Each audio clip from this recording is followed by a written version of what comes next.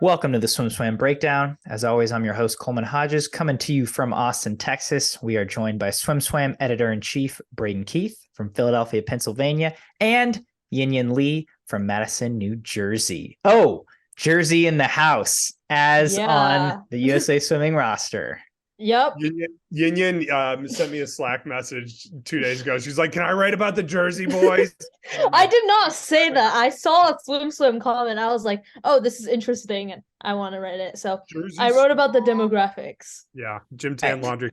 I live in Philadelphia, and the entire city of Philadelphia is in New Jersey right now. For people who don't know this, the city of Philadelphia all summer long on weekends basically empties out. There's like 1.5 million people, and they all live in New Jersey on weekends in the summer. And because of the timing of this holiday, the city has basically been empty since Thursday, and nobody's coming back till Wednesday. So it's great. The lines at the grocery store are very short. I You're saw the a king of comment Philly. that was like, New Jersey has two capitals, New York and Philadelphia. Trenton's just non-existent. That has to be one of the most playful, fun comment sections I've seen in a while. That's like not actually offensive, but Yeah. people just making Yeah. funny jokes about New Jersey and its culture, which that article had a great comment section. I didn't understand New Jersey until I moved to Philadelphia. Like I didn't know what it was. You know, like I didn't know if it was actually a real place until I moved here. You have to see it to believe it. They have a lot of pickleball courts though, so they're good for something. Braden's in. Braden is pro New Jersey. All for the pickleball. Only the pickleball though. Gym Tan Laundry. I was the same way when I moved to New York. I didn't know anything about New Jersey. Now I feel like culturally, at least I understand it a little bit, which it's not that bad. People take a crap on it. I'm just like, not that bad. Cool. It's just like a big suburb. What did I call it? The Big Applebee's. I thought that was my favorite comment of the comments. I needed the validation. Nobody laughed in the comments. Yeah, there's no such thing as Central Jersey comment. Awesome. That was also That's where the tomatoes come from, right? Central yeah. Wait, also, Yin, I'm just impressed that you like the Jersey boys, you know that reference in at least some way, even though it references the Four Seasons, who are like from the 60s.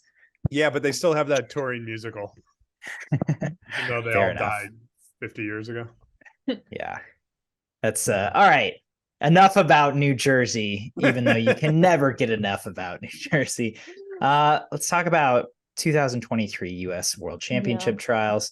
We are starting with the hot topics. And first off, Michael Andrew missed the World Championships team. And that's not even really the topic. The topic is USA Swimming's selection priorities, which Braden wrote a great article about. And it highlights the fact that USA Swimming's selection in the past was kind of just a hypothetical until the 2021 Olympic trials, when they actually had to leave someone home that was because of a different rule of how many relay only swimmers you can have. But this time they had to leave someone at home, Michael Andrew, because they prioritized relay only swimmers, numbers 5 and 6 in the 100 and 200 free, above the 50s of specialty winners, which they didn't even do at 2022 World Champ trials. Didn't realize that.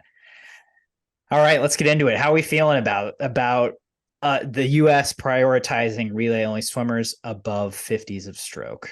So I'm kind of okay with the relay only cap. I think that's a good rule because allowing unlimited relay only swimmers just benefits the U.S. basically. And everybody else it hurts. And so, I'm okay with that rule. That's the rule that hit us at trials. So this is what's interesting. I asked World Aquatics, aka Aqua, as they insist on being known, where the number 26 came from, and their answer, or why roster limits exist. And their answer was, we've always done roster limits. And the number 26 was set in the early 80s, which, by the way, was before the stroke 50s were on the World Championship schedule. They weren't added until 2001. Was that also like when you could have all three swimmers on a medal podium? I don't know. I don't know if you could ever do that at Worlds. Yeah, I don't remember that ever being Yeah, I think you could do it at the Olympics. So, as a millennial, the worst thing you can say to me is we do it this way because we've always done it this way. because I hate that. I just You don't like that loathe answer. that sentiment.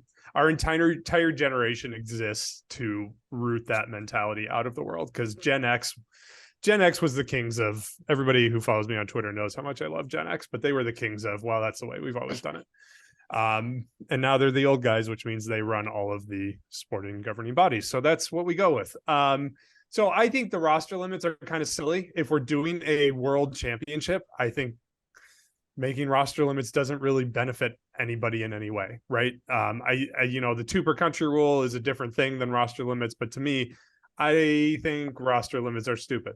But if we're going to accept that the roster limits are staying in place, and Aqua said we may reevaluate these in the future, some kind of vague nonsense that commits them to nothing.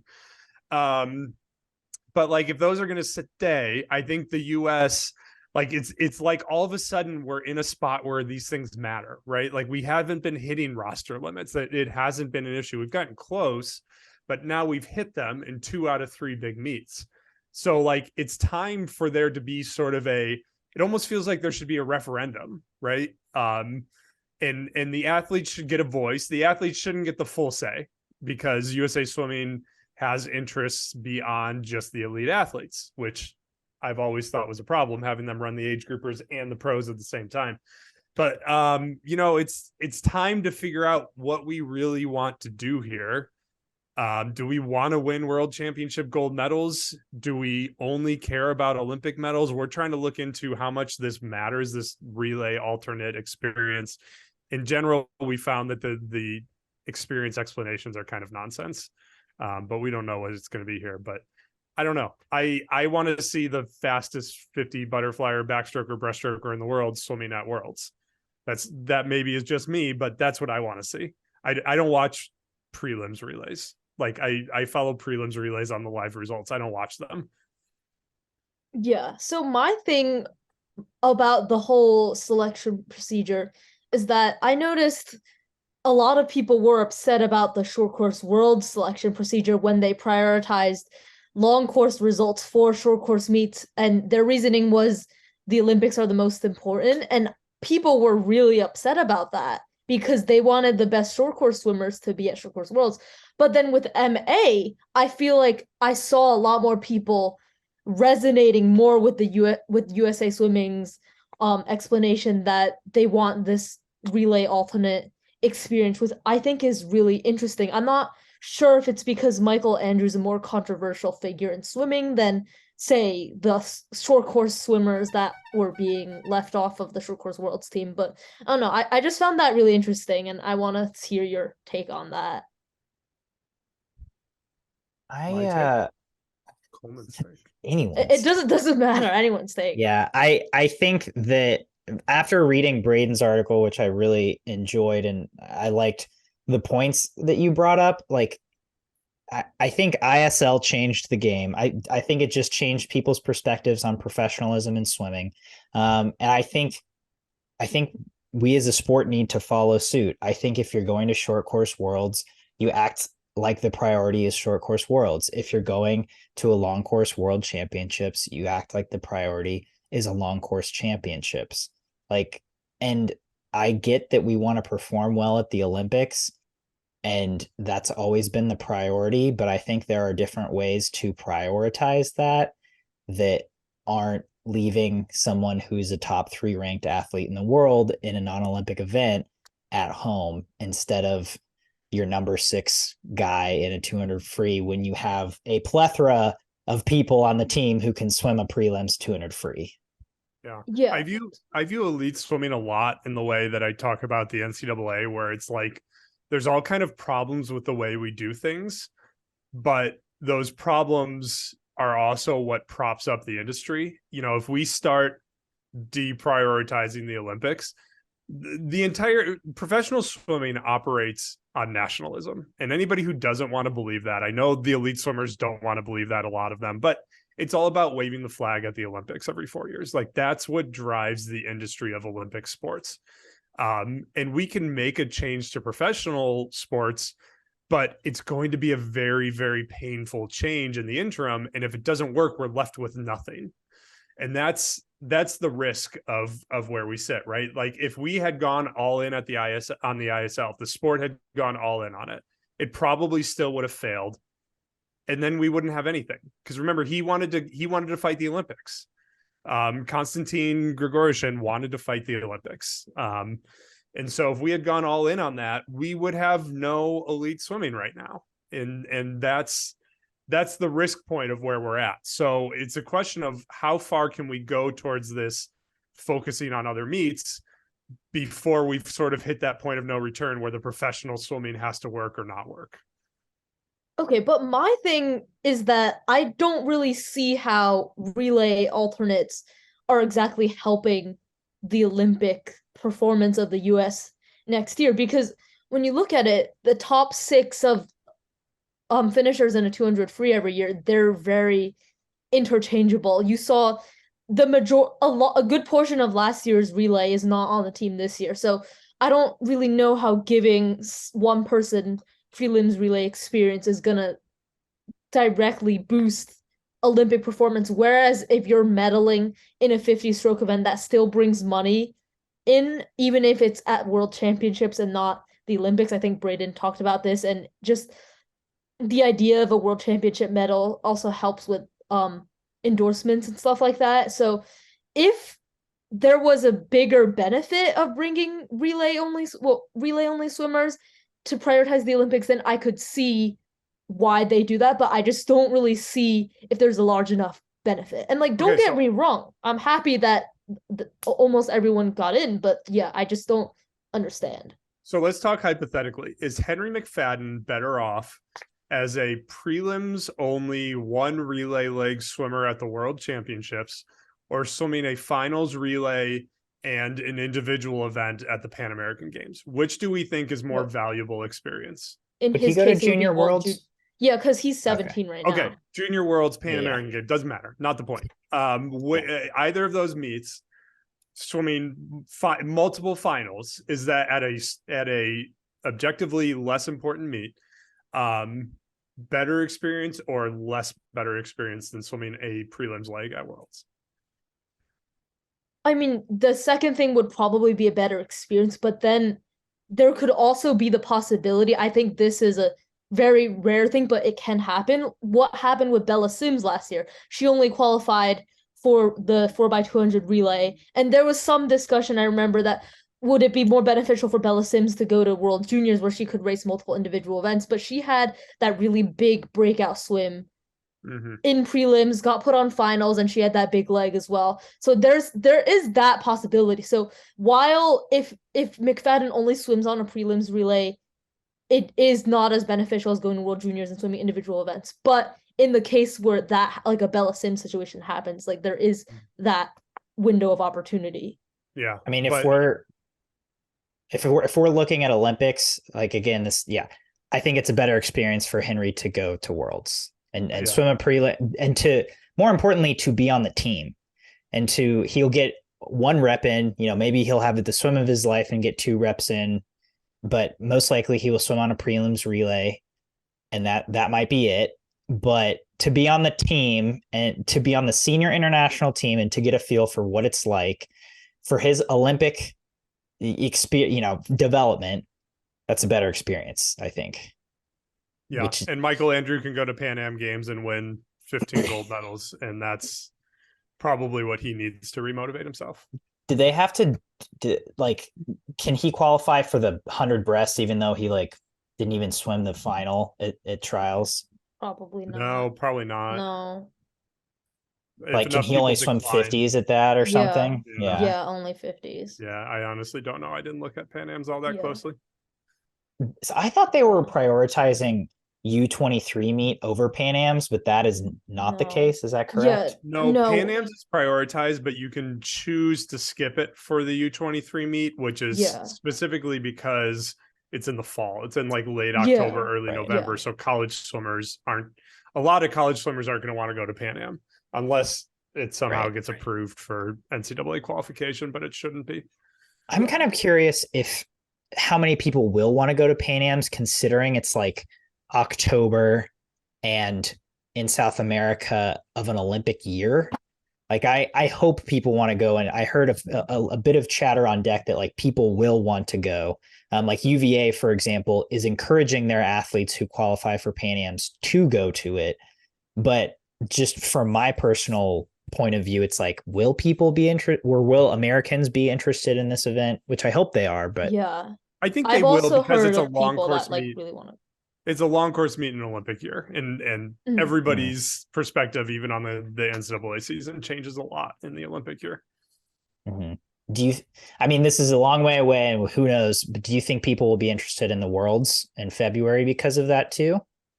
I know some people. I actually did an article on this last year. I asked a bunch of people on the I U.S. remember national that. team if they were interested in going to Worlds, and I know Kieran Smith said he was interested because he said just getting that opportunity to race for Team USA would be good. I think this would have been the year of all years to move conference championship meets to December and leave that February time slot open, because it's one thing for the Americans, but internationals are going to have a lot of pressure to go to Worlds depending on what country they're from. So I would have loved to have seen them kind of test out mid-season conference championship meets this year and see how everybody liked it.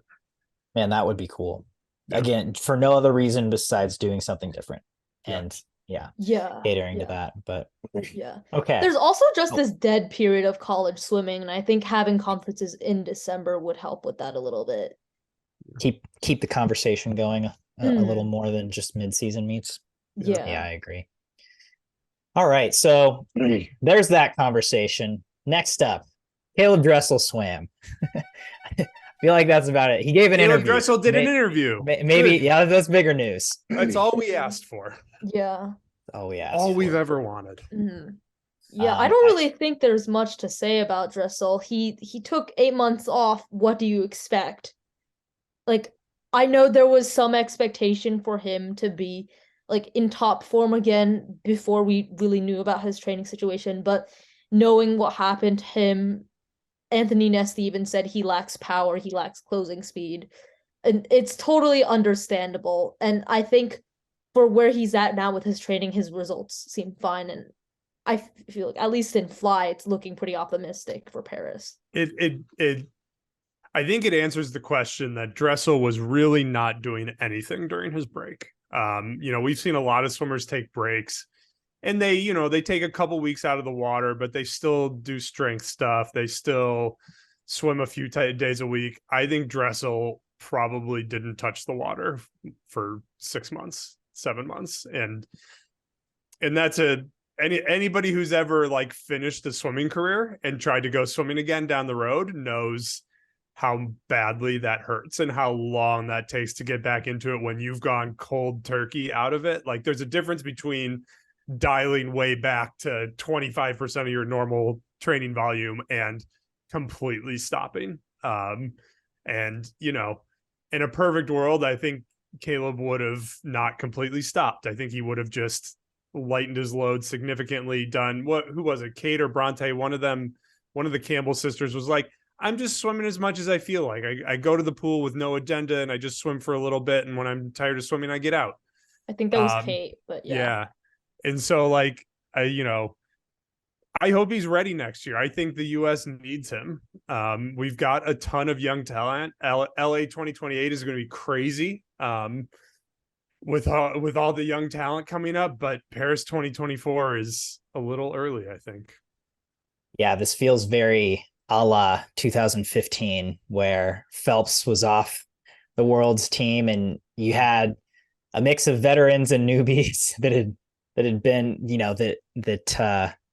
I don't know, for lack of a better phrase, didn't seem super ready for that meet. And I'm not trying to say that about this team, but we don't really know what to expect from this team. Yeah, like there's a risk the U.S. men don't make the final of the 400 free relay again. And not because the coach makes a wild choice this time.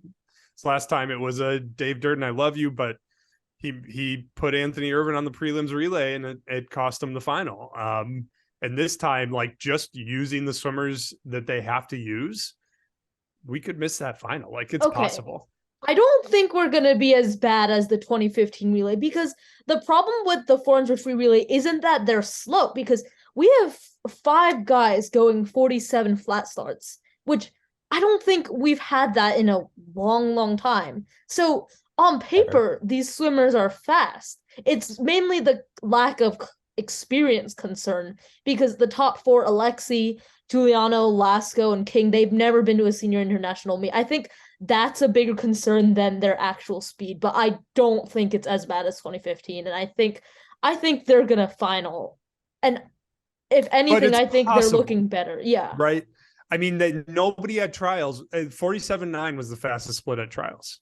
And if you have, if you save your 1 and 2 for finals, which they might, I don't know, I guess they don't have to do that. But if you save your 1 and 2 for finals, you got a bunch of guys who just went 48s and they're all capable of 47s probably. But if they don't, I mean, if you have 4 48.4s in prelims, that might sneak in, but it's dicey. Yeah, I mean, just look at the Tokyo.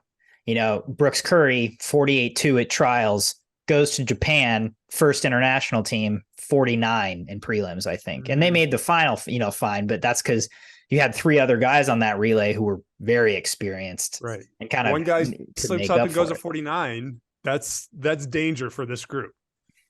Yeah. So it'll be interesting. But I guess on the other hand, you also have a group of guys who don't have a lot of other races. So you can use whoever you want on prelims without worrying about overloading a Dressel. I feel like this is a super interesting, okay, will having a trials for this Worlds actually turn out, or would it have been better to select this Worlds team from last year we normally would have? It's well, now we get to see what happens. It doesn't work out either way, right? Right. No. But Regan Smith. Yeah. But so we brought up Caeleb Dressel, but not much to say there. It seems like he's in a good headspace. It seems like he's happy. Hopefully we keep seeing him progress toward this Olympics, because hopefully, if nothing else, it would be great to have his leadership on the Olympic team next year. Another big storyline from this trials, DQs. There was a lot of them in the 400 IM and breaststrokes. I spoke to Kieran Smith about it, and his, kind of big beef was that this didn't happen at US Open. It didn't happen at Pro Swims along the way, right? This is kind of the first time they had been using video review to identify DQs rather than to verify them. So what were our thoughts on that rule change, specifically at a trials meet? I love video review. I love catching people who are breaking the rules. The technology exists to do this better. My phone was blowing up from coaches who were pissed about the timing and dragging the races out and making people stand and wait. They should be able to find enough qualified officials for these meets to not make this happen. Whether that means there's 8 officials sitting under the pool deck watching each of the 8 lanes, cameras on each of the 8 lanes, or they're reviewing while the next race is going on. I don't know. There's a better solution to this problem that doesn't slow down the meet, because do whatever you want to do behind the scenes to get it right. And it's tricky because swimming is different in this regard than almost any other sport. I can't think of another sport that applies, because the always the most obvious comparison to swimming is track and field. But track and field doesn't have disqualifications because you ran the wrong way, the wrong style. They'll occasionally have a review for you stepped out of your lane or something like that, but there's no oh, you ran with 2 feet instead of 1 feet kind of stuff. Which that stuff is very objective, right? Whereas a dolphin breaststroke movement is very subjective. Right. So just put a pile of officials under the pool. I keep saying under the pool deck because at the Olympic trials, that's where they do it. They build up the pool deck and all the video stuff is underground. But just put a bunch of people down there watching and keep it moving. Don't delay each heat while the officials have a conversation about it. The bigger problem is we got to figure out this sort of reflexive kick at the end of breaststroke. if that's real. We need to have a meeting of the minds around the world and figure out if that's real or if everybody's full of crap and they know they're cheating and they just think they can get away with it. But somebody's got to figure that out because there seems to be a lot of disagreement about whether that's real or not. To me, it's more of the lack of transparency with these DQs, because I remember when Emma Wyant's DQ happened, and the only thing the general public had was that very low quality USA Swimming live stream that didn't even show the angle of her kicking. And I was at the meet and I asked USA Swimming, like, can we have any more information on this DQ? Was it challenged? Which we think it was, but there wasn't any confirmation of that. Is there anything else you can give us besides the fact that she was DQ'd for dolphin kick? And they were like, no, we can't comment on DQs anymore, which I think is very frustrating for people that want answers for the people involved. And again, it takes up a lot of time. And this whole thing is just, it's so prevalent, and yet people know nothing about it. And I think that's what's frustrating to me. USA Swimming and their lack of transparency, like I am whatever is beyond frustrated. If you're going to disqualify people at a international trials meet, you owe it to them to have that information made public. Like you can't do that behind closed doors. They tried to kick us out of 2016 trials because we asked the same question about Camille Adams's DQ in the 200 fly prelims that she appealed and was then overturned. And they threatened to kick us out of the meet. And it's just absolutely freaking ridiculous. Like, I cannot describe how bad that is. The NBA puts out a report for every competitive game that evaluates every call that was made and whether it was the right call or wrong call in the last 2 minutes of that game. Like that is the level of transparency the NBA has used, because there were so many complaints about officiating, accusations of officiating corruption and all this other stuff. And like, we can't even just like get a replay. Like, that's too much to ask to see what they're looking at. And it's just, when there's money involved, they'll have to do something about it. When there's gambling involved, they'll have to do something about it. And yeah, that's what everybody wants to have. Everybody wants gambling because every sport in the world thinks that gambling is going to fix all of their problems, but they don't know yet what the problems that they haven't identified are. And it was literally getting to the point where every time a heat was under reviewed, everyone would start booing. And then when everyone started booing, they would just stop the heat and not say that the heat was under review, because they knew that if they said it, then if they announced it, then people would start booing again. And it was just getting to that point. Yeah, it's ridiculous. Yeah, I mean, the delay of the meet, I feel, was the worst part. As Braden brought up, it's like you can't have that at a trials meet. But obviously you don't want to see DQs, but you also want the rules to be enforced, which with breaststroke is this like very weird, again, subjective thing where it's like you talk to some people and they're like, well, you got to push the rules as far as you can, which is basically like, I'm going to cheat. And then you talk to other people and they're like, well, I'm just trying to do the thing right. And they probably mean that, but it's like, how do you enforce that? And again, it's gotten to the point where we have to just get together and be like, you can do this, you can't do that. Okay. I had this conversation with Jared Anderson once. For those who don't remember, Jared Anderson used to be our James Sutherland. He was our first full-time writer here. He was an All-American breaststroker at Minnesota. He, was close to a few national teams and stuff. And he was a breaststroker. He was like a classic, I only do breaststroke, can't name the other three strokes kind of breaststroker. And anybody who knows Jared is he's just like an honest guy. Like, he's not the kind of guy who lies or fudges things or something. And he said at some point, maybe in his high school career, maybe in his college career, I don't remember the detail, but he was called for a little flutter kick at the end. And I tweeted a video of Lily King doing this too. And he said, honest to God, he had no idea he was doing it. He could not feel that flutter kick at the end of his breaststroke kick. That being said, once it was identified, he was able to fix it. So, there's kind of there's possibly two things going on, and it's, they don't know they're doing it, but once they know they're doing it, they can fix it. Like, I think there's this assumption that either they don't know they're doing it, therefore they can't fix it, or they know they're doing it and are choosing not to fix it. And I don't think that it's that binary. I think it's very possible that they aren't feeling the little flicks of their feet at the end. Yeah, like I mean, I would assume this about most people, I guess. And I think there's the subconscious bias of Americans, but like in a 400 IM, I just don't see having some kind of like teeny tiny little dolphin kick. Like, is that how much can that honestly help you in a prelim swim? Yeah, You know, exactly. and not saying she didn't do it. You know, again, it might be a case of I didn't know it, but I can fix it. But yeah, it's gotten a little too subjective and a little too tricky, and then we go hopefully back to Kieran's point, which is tell us before the meet that matters.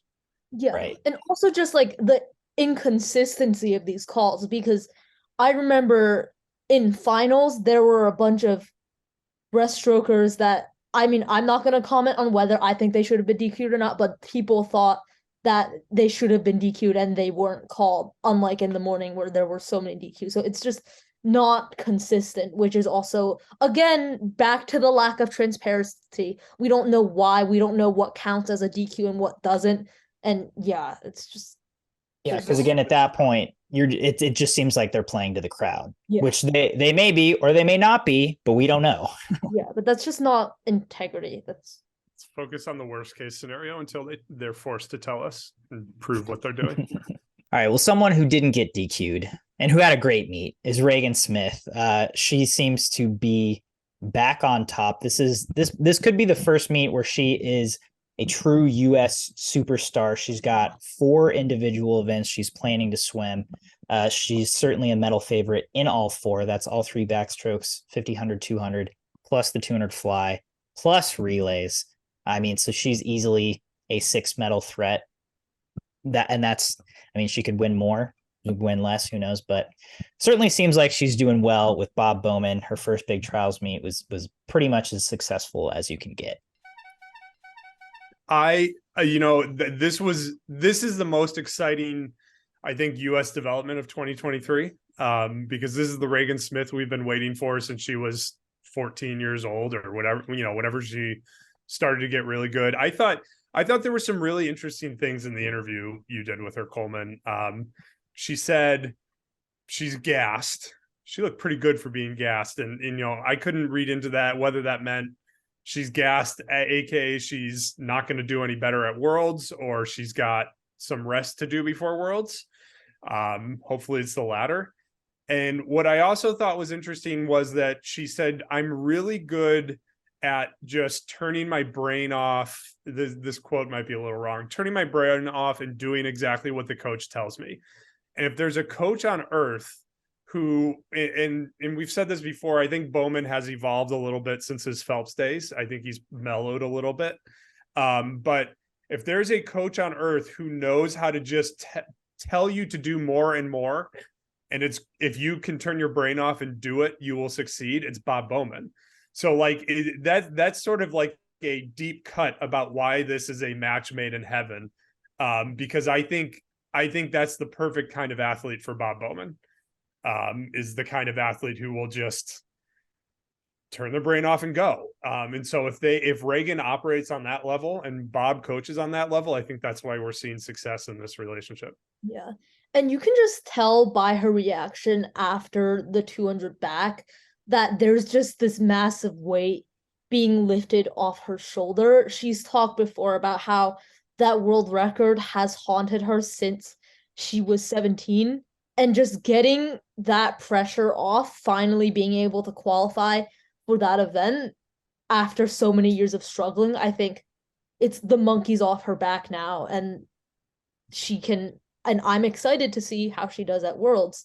I think this happens with a lot of people. Like once you get that first race going, like you're unstoppable.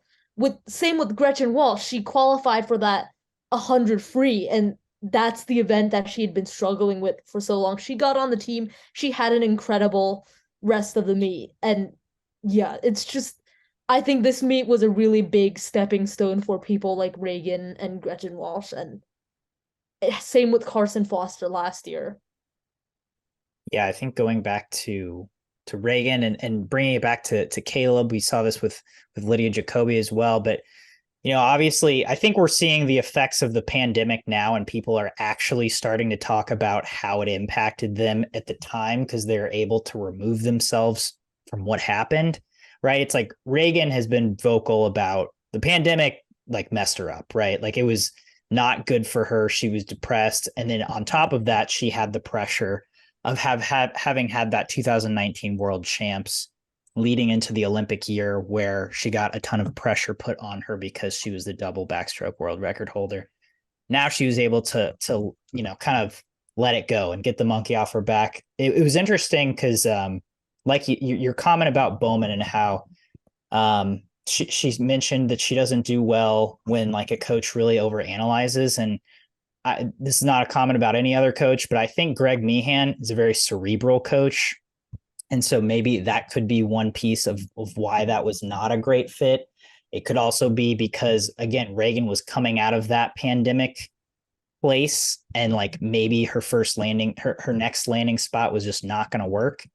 But yeah, whatever. Go ahead. If you're dealing with pressure, Stanford in every way is a high pressure environment, not just in the pool, right? Like Yeah. if you're at Stanford, big fish, small pond, small fish, big pond. If you're at Stanford, even being an Olympic gold medalist does not like make you stand out among your peers, right? Because like they just have so many people that leave that school and do so many impressive things. Like being an Olympic medalist is still a big deal at Stanford. Being a world record holder is still a big deal.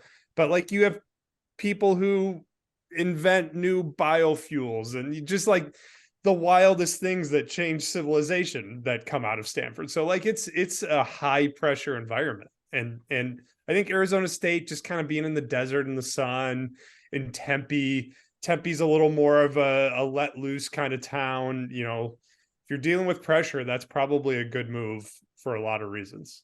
She got a great meet.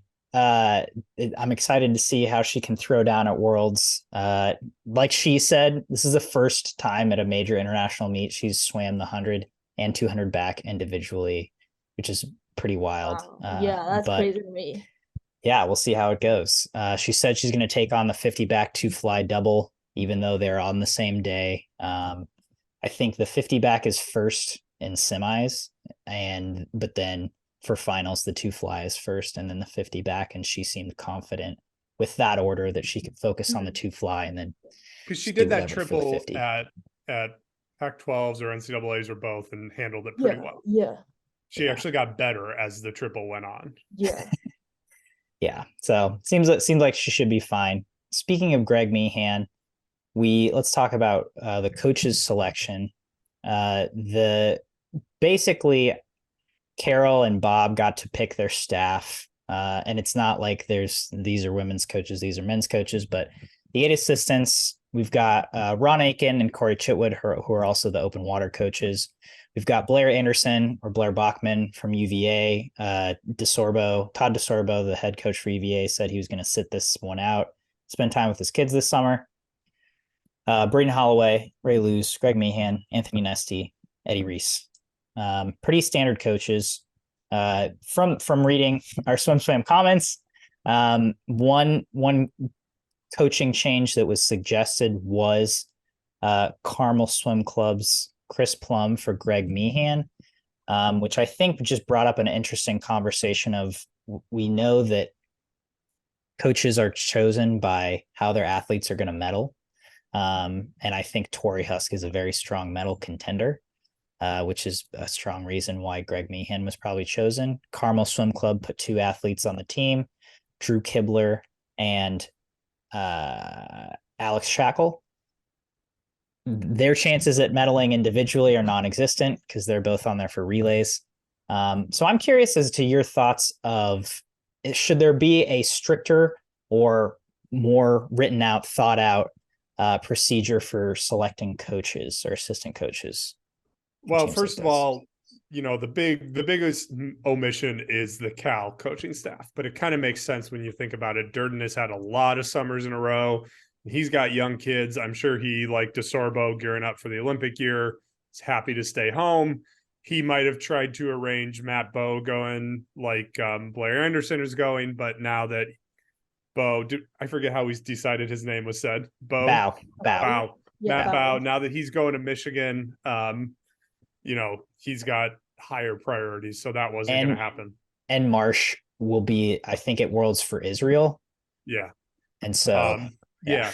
So, it's, I don't know. To me, the whole idea of how we put together Olympic coaching staffs or world championship coaching staffs is kind of weird and nebulous to me. I don't know that I want like strict requirements on it, but like I would also love better guidelines so that it's fully focused on how do we create the best wholesale staff for this team, rather than a collection of individual coaches. And I don't know if that always happens. The famous example being Ron Aitken not being able to go to Tokyo, although he was kind of there off book. But with junior swimmers on the team, like if you have junior swimmers on the team, you should have a club coach on the team. That makes sense to me. But yeah, I mean, this is a good staff. There's not a lot really to complain about. You could make a point here or there about what a certain coach brings to the staff at the position they're in. And I'm not going to name any specifics because I don't want to set off any fireworks. But yeah, I mean, there's nothing in here that's worth changing how we do this. To me, I don't know if I would have done anything different than what this staff is, really. Yeah, I agree. I don't think there's many major slip up in the staff. When I was first looking at it, I did think about how there was no towel coach, but now that Braden brought up that Durden probably has a lot going on and Matt Bowie's now going to Michigan, I don't really see any room for a towel coach. And the thing with Greg Meehan over Chris Plum, there's two things that could go behind that. In addition to medaling chances, one, Meehan has been a consistent coach on these national teams for a long time. So I think part of it could be familiarity. And also there is that whole club coach versus college coach dynamic. It's something that Ron Aitken has spoken about, and how I guess college coaches, they're just more likely to be selected for stuff like this. So to me, I can see why that happened. I'm not saying it's right or wrong, but I can understand. It kind of comes down to whether we view this as a reward or as an important role. And I guess anybody who's on this list, anybody at USA Swimming will see both, right? They will say it's a reward for putting swimmers on the team, and it's also part of getting the training right and getting the relays right.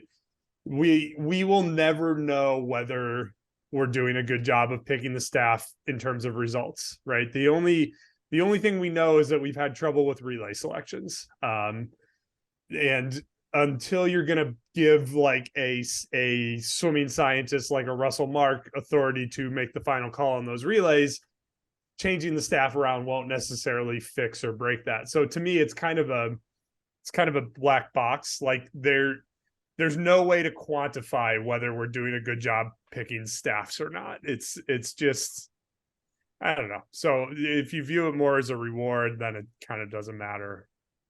To me, it seems like the SwimSwam commenters view it as a reward because they're the ones that get offended over certain coaches not going. But the actual coaches and people involved view it as a responsibility. Right. Yeah, I mean, I think certainly commenters can forget that they are choosing coaches based on what the coach brings to the table and what they can offer the team instead of just how many swimmers I put on the team. Which, like you mentioned, Yin, Greg Meehan has been a head coach since 2015 on international teams. Like, he's done this a lot. I think that's another reason why college coaches are prioritized and might be just overall better suited, is because club teams come from a myriad of backgrounds. And like, you could have a club team that has, 2 high-level swimmers or 30 high-level swimmers, but college teams and the college format is so much more similar to the international team format that that the college coaches are going to have experience managing an entire team versus managing, kids or just a few kids. Well, and you also have to talk about what do they bring back from this experience to their teams and where is that most valuable. And while this was a fairly young team with lots of club swimmers, in general, that experience will have a bigger impact at the college level than at the club level, in my opinion, for a senior level meet, at least. Agreed. Well, on that note, let's talk about these teams moving forward with a couple rounds of sink or swim. First up today on Sink or Swim, we're looking at the women's team for the World Championships. It's a strong team. I think they're going to do great in the medal table, but relays, they're definitely going to have some competition, especially from Australia, as well as a few other teams. But mainly Australia. Sink or swim, mainly Australia. Sink or swim, U.S. women win 2 out of the 3 women's relays.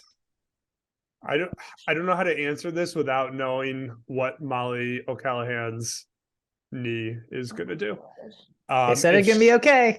If she doesn't swim, then I think absolutely the U.S. wins too. Without her, the Australian medley is hard to put together. And without her, the Australian 800 free relay takes a big hit. The 400 takes a big hit too, but they're so deep there that they would probably still win. Canada's not going to be as good this year, so the U.S. should be silver because the U.S. is better than they have been probably in decades. But I'm going to swim 2 out of 3. Just, I think it's 2 out of 3 anyways. I think if Molly can't swim or is considerably impacted, then it's a definite 2 out of 3.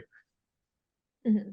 I'm gonna swim it as well. I think they're gonna hands down win the medley, and I think they pull off an upset in either the 4x100 or the 4x200 free relay, because the 4x200 is already a toss-up, but the 4x100, I just think the American woman, just like after seeing how they performed at trials, they have so much potential. For the first time in a while, they could have 452s on their team. They have 352 flat starts already, and I don't know. This just feels like a team that can drop a lot, and I don't know. I can see something. Sure. But Australia, outside of O'Callaghan, they are better than they were last year because of Emma McKeon. Yeah, because McKeon, Ariana Titmus, and Yeah, I'll swim it too. I'm optimistic. I think we can. The medley looks good. I think Australia is a little too shaky there. I think the 4x2, we just have that one down. We've beat Australia the last 2 years, especially last year. Are you on Team USA? I'm American, but I think we can do it again.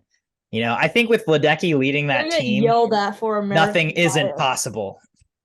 Coleman has an American bias because he is a we with America. Yin Yin and I are a they with America. It's no coincidence that this tie-dye shirt is red, white, and blue. Womp womp. It is a coincidence. All right, because it's orange too. All right. Looking to the men's team, sink or swim.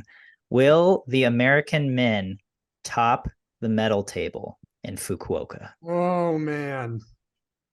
So how many, we still have Bobby Fink. They still have Bobby Fink. 2 events that we'll get a medal in. But his events are like the most loaded. Yeah, but the thing about it is that it's so fragmented, like with Noma Locke, there's so much fragmentation in the men's events. Like it's possible that no country wins more than 2 individual gold medals, right? Like it's possible that Léon Marchand just wins the men's medal table by himself. Like that is an entirely conceivable outcome if he just wins. Not France, Leon. Yeah. And Florent Manodou and Maxime Bousset. Yeah, but they might not medal. They might not medal. Yeah, because it's really all about gold medals, right? That's what we're saying. Yeah. Win the medal table. So I don't know. I'm gonna swim the US winning. I just think they still have the best 800 free relay in spite of Great Britain looking a lot better than they did last year. I think the US still has the best looking medley relay. No, I don't know if I believe that. No. Okay, I think Italy wins that. I'm sinking it. I'm trying to come up with a reason Wow. to swim it, but I'm sinking it. What country do you think will beat them in gold medals? Italy or Anybody who France? wins a gold medal. I think Italy, France, and Great Britain are the front runners to Like if I had to put money right now on any one event on the men's side, I would not choose an American to win any. I'm trying to describe how to say this. It's not that I don't think an American will win in any event. It's that like I don't think there's any event where entering this meet an American is the big favorite. Yeah.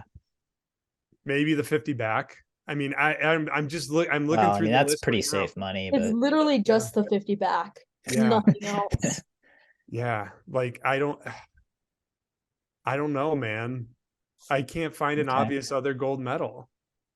yeah, no, there's not And one. they'll sneak up and find one. Like I think the US men they are like a will. two to three gold medal team this year. And I think Leon will win 2 to 3 gold medals by himself. Yeah. I I think think- Italy will win the men's medal table. Honestly, if we look at it real hard, it looks like Italy. 50 breast, 100 breast, maybe one of Well, the. I mean, Nick distance Fink races. still looking pretty The good. Chinese Defending. swimmer who went 57, Qing Haiyang. Yeah, but Martin Angie looks good too. He does. One of the distance races, Thomas Chacon in the 100 back. Like I'm just saying he has the last name of Fink. So but like I count 5. I'd pick 5 gold medals for Italy. And I don't see anywhere near 5 for the US. Yeah, I'm gonna. that's if Italy swims really, really good. Yeah, And like in all those events. Italy has a higher ceiling, but the US has a higher floor. I feel like it's the opposite. I feel like the US has a higher ceiling because they're the US, but Italy has a lower floor because you know that like they have more studs who have a much higher chance of performing. But I feel like the US has a very high ceiling. They also just have a very low floor. Mm-hmm. Yeah, I think if I'm picking to win the men's medal table, I'm picking Italy right now. All right. Yin, sink or swim. Yeah. So I was considering swimming it just because if there's so many countries with 2 or 3 gold medals, the US is probably going to have more silvers and bronzes. But now that I'm thinking about it, I don't think the US is going to win more than 3 gold medals, and Italy is probably going to be better than them in the medley relay, in breaststrokes, distance events, the backstroke, and yeah, I agree with Brayden. I think Italy's gonna win the medal table. Swim, go Team USA. Now you're really bringing out the American bias. Dial in for this. Okay, here's win all the gold medals. Here's my rationale. I picked two relay golds, and I know on paper that looks shaky, but I think Team USA will men 2 relay golds. I think we get a distance gold for Fink. That's 3. I think we get a breaststroke gold for Fink. That's 4. I think we get a 50 back gold. That's 5. I think 5 golds wins it. Which 2 relays do you think they're going to win? Great Britain looked really good. It's so hard. It's just so hard to say because like I think they have kind of an equal chance in all of them. Like we've owned the 4x1 free, and I think having held and rest on that relay, I could carry it. You know, it's like if Jack Alexi is swimming well, which I think he will, and you know, I don't know, some 4th guy, like I feel like. I feel like we have as good of a chance as any other team in that relay. I don't think anyone else is like a heavier favorite. Coleman, I'm going to feed you to the Sharks, aka the Australians, on Twitter. Do you think Australia has a much better chance than we do?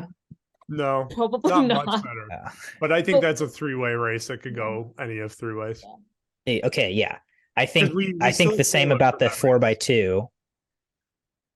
I think the same about the 4x2. That's a three-way race that could go. Yeah.